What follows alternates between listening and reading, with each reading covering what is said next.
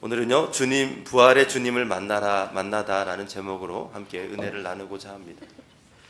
늘 항상 느끼는 것이지만 부활주일이 되면 다른 어떤 주일보다 특별히 더 기쁘다라고 하는 생각이 듭니다.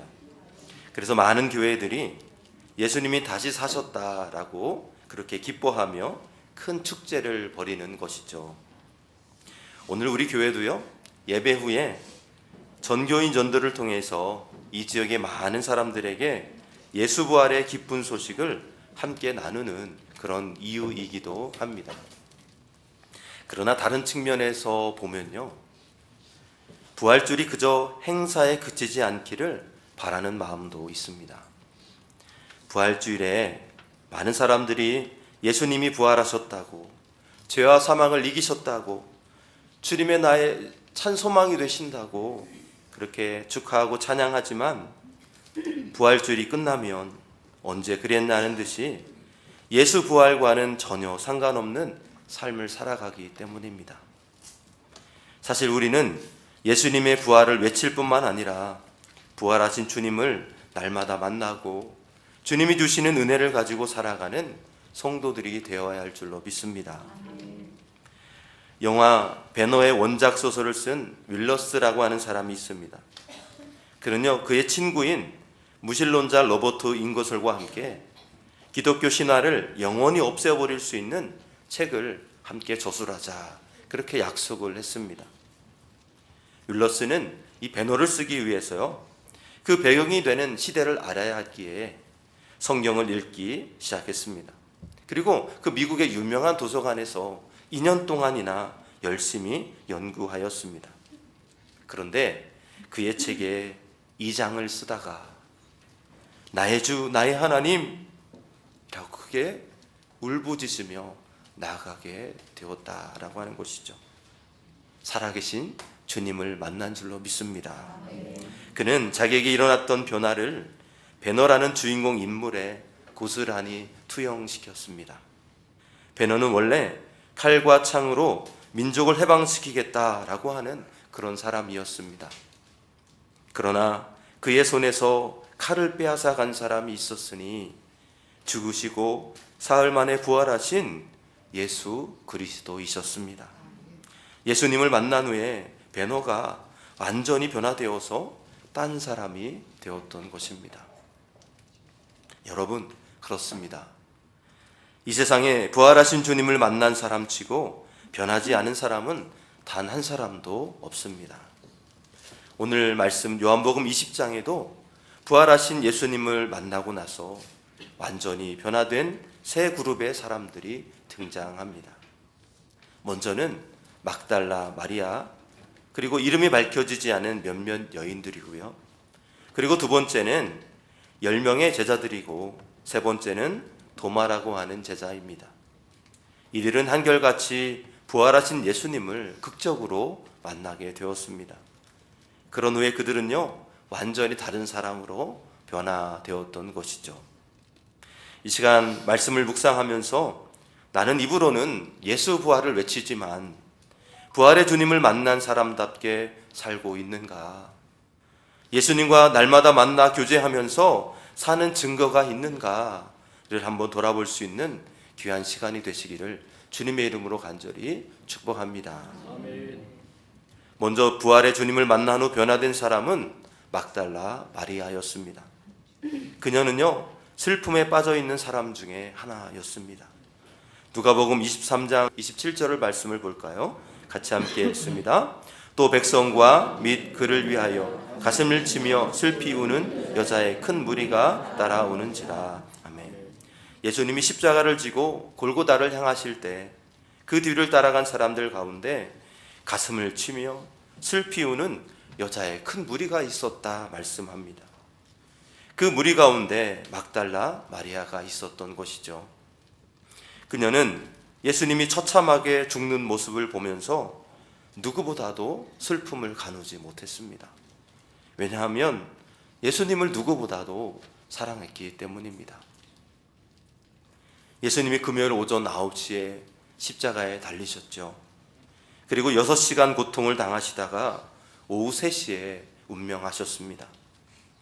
이제 몇 시간 후면 안식일이 시작되었기에 예수님의 시체를 장사할 수 있는 시간이 얼마 남지 않았습니다.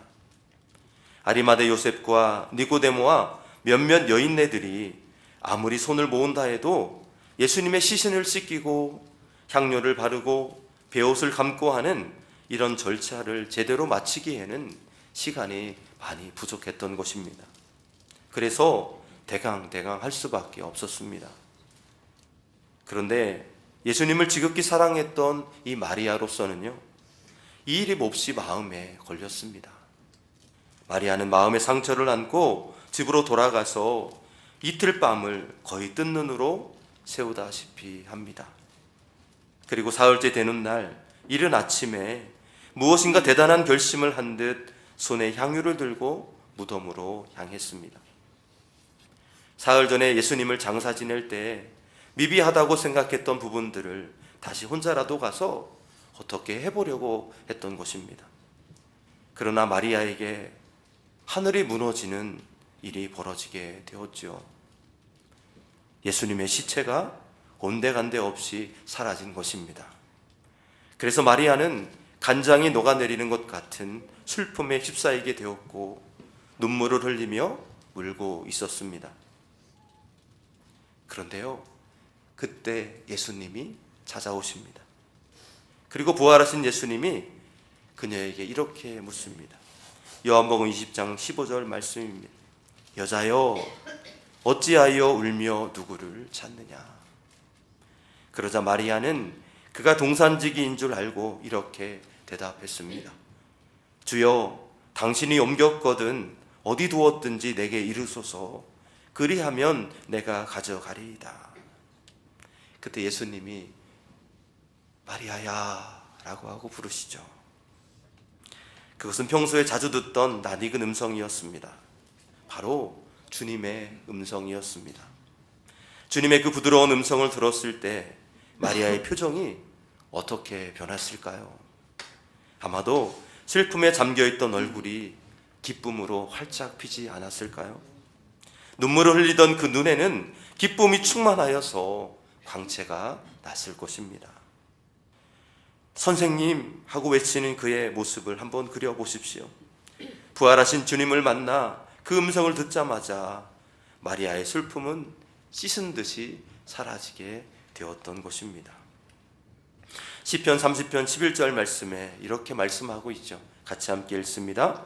주께서 나의 슬픔이 변하여 내게 춤이 되게 하시며 나의 베옷을 벗기고 기쁨으로 띠우셨나이다. 아멘. 이 말씀 그대로 그녀의 슬픔이 변하여 춤이 되었고 베옷을 벗기고 기쁨으로 띠우는 축복을 경험하게 된 것입니다. 연세대 법학과에 이화숙 교수님이라고 하는 분이 계십니다. 그는 오래전부터 예수를 믿어왔기에 성경에 대해서 그리고 예수님에 대해서 알 만큼은 잘 아는 분이었습니다. 나름대로 구원의 확신도 가지고 있었습니다. 그러나 성경의 내용을 비판하고 따지는 것을 능사로 알고 있었던 약간 교만한 그리스도인이었습니다. 그녀에게 예수님이 십자가에서 죽으시고 사흘 만에 부활하셨다는 사건은 단지 과거형일 뿐이었습니다. 그러니까 2000여 년 전에 십자가의 사건은 하나의 사건으로 의심하지는 않지만 그것이 하나님의 은혜로 느껴지지는 않았던 것이죠. 그런데 그의 남편이 갑작스럽게 뇌출혈로 쓰러지게 되었습니다. 1년 가까이 되어가는데도 남편은 의식을 회복하지 못했습니다. 그런데 그녀는요, 그 끔찍한 고난과 아픔을 통해서 자신이 어떻게 변하게 되었는지 이렇게 고백했습니다. 고난을 통해 십자가의 사랑을 깨닫게 되었습니다. 고난이 유익이라고 외치는 이상한 사람이 되어버렸습니다. 하나님의 사랑에 감격해서 울보가 된 축복의 사람이 되었습니다. 여러분, 그녀의 남편은 아직 의식조차 회복되지 않은 상태였습니다. 그런데도 그녀는 이렇게 고백하고 있는 것입니다. 여러분, 도대체 무엇이 그 집사님으로 하여금 이런 변화가 일어나게 만들었을까요? 그냥 슬픔에 잠겨 있어도 흉이 되지 않을 상황인데 어떻게 그 슬픔을 딛고 일어서서 기쁨을 간증할 수 있는 사람이 되었느냐는 것입니다. 대답은 간단합니다. 부활하신 주님을 만난 것입니다. 주님이 마리아를 만나 마리아라고 부르듯이 그녀를 만나서 그렇게 그녀의 이름을 불러주시고 만나주신 것이죠. 그랬기에 그녀가 자기도 모르게 변하게 된 줄로 믿습니다. 사랑하는 여러분, 어떤 면에서 슬픔은 우리 인생의 대명사라고도 할 수 있습니다. 겉으로는 웃지만 뒤에는 남몰래 흘리는 눈물이 있지요. 솔로몬이 표현했듯이 낮에도 슬픔과 걱정에 쌓인 채 살아야 하고 밤에조차 쉬지 못하고 괴로워하며 몸부림치는 것이 우리 인생인 것입니다. 오늘도 여러 가지 인생의 슬픔과 아픔으로 남몰래 눈물을 흘리고 계시는 분이 있을 것입니다. 여러분, 부활의 주님을 만나시기 바랍니다. 오늘 저와 여러분에게 찾아오셔서 마리아야 라고 부르시는 그 음성을 들으십시오. 그리고 슬픔과 눈물을 딛고 일어나서 기뻐할 수 있는 우리 복된 성도님들이 다 되시기를 주님의 이름으로 간절히 축복합니다. 두 번째로 부활의 주님을 만나고 변화된 10명의 제자들입니다. 오늘 본문 19절 말씀인데요, 같이 함께 한 목소리로 읽겠습니다. 이날 곧 안식 후 첫날 저녁 때 제자들이 유대인들을 두려워하여 모인 곳에 문들을 닫았더니 예수께서 오사 서서 이르시되 너희에게 평강이 있을지어다. 아멘. 이제 부활하신 예수님은 두려움에 떨고 있는 제자들을 찾아오셨습니다. 다른 복음서의 동일 본문에 보면 10명의 제자들과 다른 무명의 제자들이 있었고 그들은 두려움과 공포에 짓눌려서 문을 꼭꼭 걸어 잠그고 있었습니다. 예수님이 한창 인기를 끌고 사람들의 환호를 받을 때는 제자들의 기세가 등등했을 것입니다. 겁날 것이 없었겠지요. 그러나 그렇게 믿고 의지했던 선생님이 처참하게 죽임을 당하는 모습을 보고는 자신감과 용기를 모두 잃어버리고 말았습니다. 군중은 참으로 간사합니다. 한때는 호산나를 외치며 그렇게 열광했지만 예수님이 맥없이 십자가에서 처형되는 모습을 보자 한순간에 돌변해버리고 말았던 것입니다. 이렇게 험악한 분위기가 제자들의 주변을 점점 조여들고 있었습니다. 선생님이 저렇게 비참하게 죽이는데 제자인 우리들을 그냥 가만히 두겠느냐라는 생각이 들었던 것이죠. 아마 그들에게 말할 수 없는 공포감이 몰려들었을 것입니다. 그래서 그들은 낮에는 물론이고 밤중에조차 방문을 굳게 걸어 잠근 채 두문불출하고 있었던 것입니다. 그런데 여러분, 그때 바로 예수님이 그들에게 찾아오십니다. 그리고 이렇게 말씀하시죠. 샬롬, 너에게 평강이 있을지어다. 여러분, 비참할 죽임을 당하고 이미 장례까지 지낸 예수님이 눈앞에 나타나셔서 샬롬 하시는 모습이 제자들의 그 모습을 본 제자들을 상상해 보시기 바랍니다. 아마도 축 처졌던 어깨가 아마 올라오지 않았을까요? 가슴을 누르고 있던 공포가 온데간데 없이 사라지고 평안이 찾아왔을 것입니다. 세상 그 누구도 두렵지 않은 용기가 샘솟았을 것입니다. 여러분, 이것이 바로 부활의 주님을 만난 놀라운 변화인 줄로 믿습니다. 어떻게 보면 인생을 산다는 것 자체가 두려움이 아닌가 생각합니다. 세상은 무시무시한 곳이죠. 너나 할 것 없이 마음속에 은근한 공포를 가지고 살아갑니다. 우리가 잘 아는 이 세계의 비극이 있죠. 제2차 세계대전, 독일의 히틀러가 나치 홀로코스트로 600만 유대인을 죽인 사건입니다. 정말 생각만 해도 끔찍하고 공포스러운 사건입니다. 또한 오늘날 세계 곳곳에서 일어나는 전쟁도 마찬가지입니다. 이 세상이 얼마나 지옥 같은지 실감이 나고 있는 바이죠. 그러나 여러분, 이렇게 우리 마음에는 늘 공포가 있는 것이 정상이라 할 수 있습니다. 욥이라는 위대한 믿음의 선배도요, 이렇게 고백했습니다. 욥기 3장 25절 말씀인데 우리 같이 함께 한 목소리로 읽습니다. 나는 두려워하는 그것이 내게 임하고 나의 무서워하는 그것이 내 몸에 미쳤구나. 아멘. 여러분, 욥은요 부자였어요. 성공한 사람이었습니다. 10남매를 거느리고 누가 보아도 부러울 만한 위치에 있는 동양의 최고의 갑부요, 인격자요, 지도자였습니다. 그러나 그와 같이 형통한 삶을 살 때에도 그의 마음속에는 두려워하는 무엇이 있었다라고 말하고 있습니다.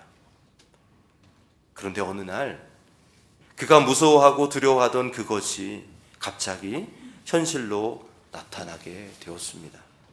그렇게 위대한 믿음의 사람인 욥조차 두려워하는 무엇이 있었다면 보통 사람들이야 말할 것도 없지 않겠습니까? 이렇게 사람은 누구나 두려워하는 무엇을 가지고 있는 것입니다. 대학생들과 대학을 졸업한 20대 후반에 있는 젊은이들을 위해 사역하는 한 목사님이 계십니다.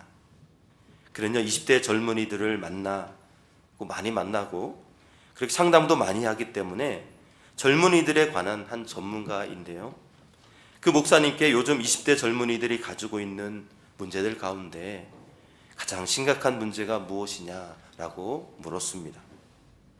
그러더니 가장 첫 번째가 공포감이다라고 대답을 했습니다. 겁없이 인생을 사는 것 같은 젊은이들에게 제일 큰 문제, 가장 많은 젊은이들이 고심하는 문제가 이 두려움이다라고 하는 것은 참으로 놀라운 일이 아닐 수 없지요. 그 목사님의 말에 따르면 젊은이들은 취직과 진로의 문제를 놓고 많이 두려워한다라고 합니다. 그리고 결혼하는 문제, 또 결혼하는 그 비용의 문제도 많이 고민한다라고 하죠. 그렇게 그들은 취직을 해야 하는데 취직은 할 수 있을지 걱정하다 보면 결혼을 해야 되는데 어떻게 결혼해야 될지 생각하다 보면 늘 불안이 쌓이고 그것이 공포로 변한다라고 하지요. 또 그 젊은 나이에 갑자기 암에 걸리면 어떻게 하나? 죽으면 어떻게 하나? 이렇게 같이 공부하고 다 졸업을 하지만 나중에 20, 30년 후에 내가 성공하지 못하고 밀리면 어떻게 하나? 이런 가지각색의 생각을 하다 보니 자기도 모르게 마음에 불안이 찾아오는 것입니다. 그래서 공포에 시달리는 젊은이들이 너무나 많다라고 하는 것이죠. 오늘날 특히 우리나라에 가득한 건강염려증 또한 마찬가지입니다. 많은 사람들이요, 병에 걸리면 어떻게 하나? 쓰러지면 어떻게 하나?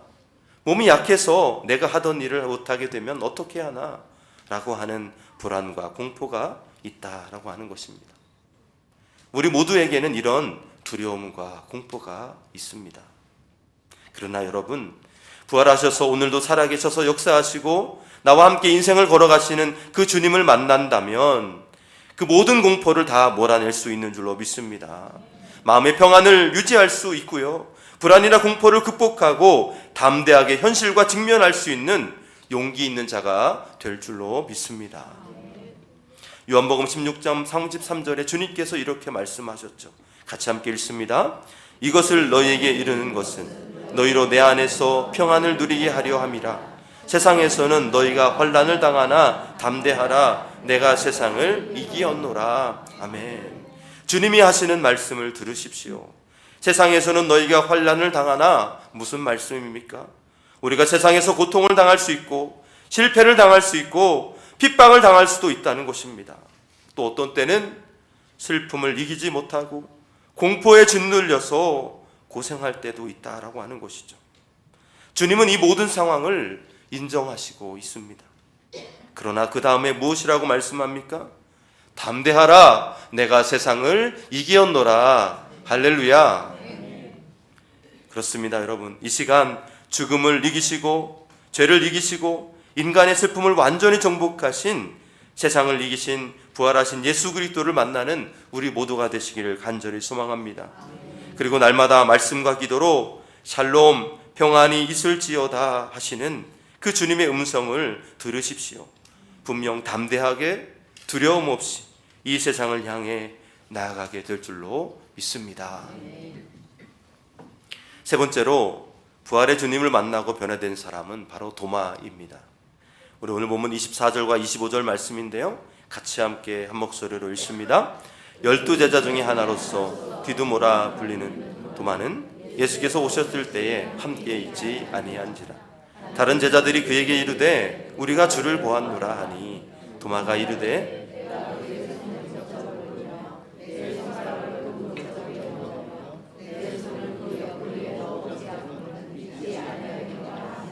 아멘. 도마는요, 10명의 제자들이 예수님을 만났을 때 무슨 일 때문인지는 모르지만 밖에 나가고 없었습니다. 그래서 부활하신 주님을 만나지 못했던 것이죠. 그가 집안에 들어서자 제자들이 이구동성으로 말합니다. 우리가 주님을 보았다. 우리가 주님을 보았어. 도마는 동료들이 흥분해서 하는 말을 들으면서 내심 기분이 상했습니다. 부활하신 예수님을 보는 그런 황홀한 순간에 자기만 빠져 있었다는 사실에 약간의 거부 반응이 생긴 것입니다. 사실 마음으로는 동의하지만 자기가 좀 피해를 보았다 싶으면 내심 거부 반응을 일으키는 것이 사람이죠. 도마 역시 이와 같은 자세를 취했던 것입니다. 더 나아가 그는요, 자기가 만든 나름대로의 잣대를 가지고 거기에 딱 맞아 떨어지지 않으면 예수님이 부활하셨다는 것을 믿지 못하겠노라고 고집을 피웠습니다. 그 잣대는 무엇입니까? 그것은 그 못자국에 손을 넣어봐야 믿겠다는 것이었어요.